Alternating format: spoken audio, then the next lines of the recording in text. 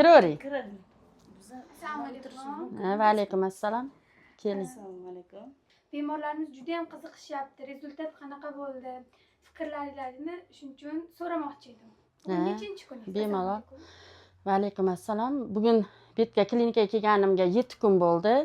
Men sonchanoq yemirilishidan kelgan edim Betga.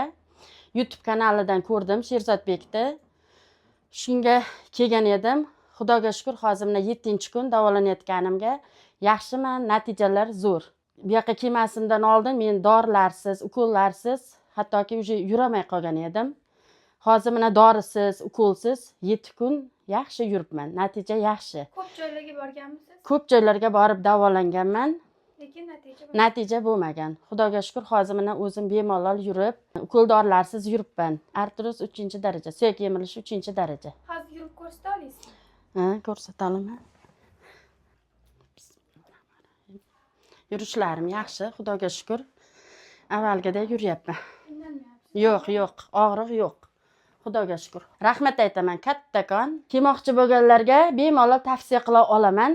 Menda haqiqatan ham o'zim bilaman, kuchli og'riq bo'lgan, hozir natija yaxshi.